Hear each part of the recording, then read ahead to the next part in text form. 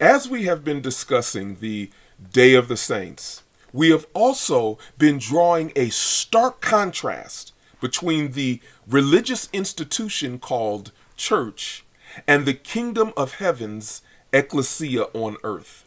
In actuality, there is very little held in common between the church and the Ekklesia. They are actually two totally different things. Although people in the church can't tell the difference, those in the kingdom's Ekklesia see a huge difference.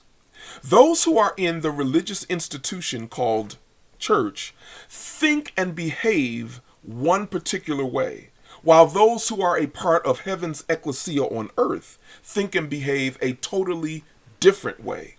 For those who are in the church model, Sunday church attendance is a ritual at the end of which they can check their church box, many never doing anything spiritual again until the next Sunday.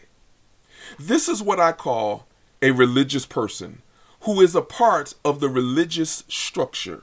And in many cases, the only thing that distinguishes a religious person from a worldly person is the fact that the religious person goes to church. The religious person experiences the culture and has their thoughts, words, and actions shaped by the culture. The Ekklesia, on the other hand, are those who represent the kingdom of heaven. They live a lifestyle that represents heaven while living right here on earth. For them, the gatherings are essential and are not just something that happens on Sundays. They are also easily distinguished from the world and those who are religious. They regularly practice taking the kingdom wherever they go. They also experience the culture but are not changed by the culture. Instead, their biblical values and convictions shape their thoughts, their words, and their actions as they go out and impact the culture with the kingdom. What I'm describing here is the difference between church people and kingdom people, or the mature sons of God. You see, Jesus' objective for equipping, maturing, and perfecting us, the saints, is to grow us up in the things of God until we individually and corporately reach a place of spiritual maturity. You see, carnal, fleshly Christians behave like citizens of earth, but spiritual believers think, talk, and act like citizens of heaven.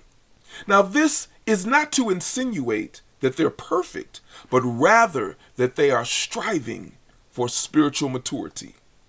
Immature Christians see the world and all the mess that's going on, and they retreat to the four walls of their church and pray, Jesus, come back and save us, rescue us from this wicked world. But mature believers see the darkness and the wickedness of the world and the culture. But instead of running and retreating, they advance and run towards the battle. They engage unbelievers and speak into the culture. This is the person that all creation is waiting to see. During the day of the saints, these people, the mature children of God, will be revealed and they will be on full display. They will operate in the unity of the Spirit. And like Jesus, their example, they will walk in authority and power, and they will bring heaven to earth. They will operate in miracles, signs, wonders, and healings. They will demonstrate the power and the glory of heaven.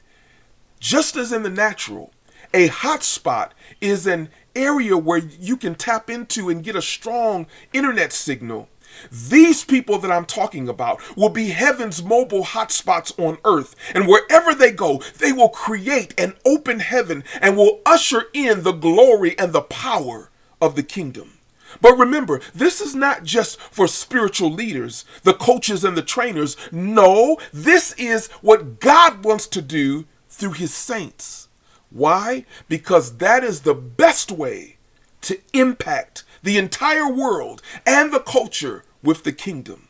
But before this can happen, we must begin speaking into it so that we can believe it. And then we must renew our minds to what Jesus is doing in the earth. We must become the mature children of God that heaven can mightily use in the earth.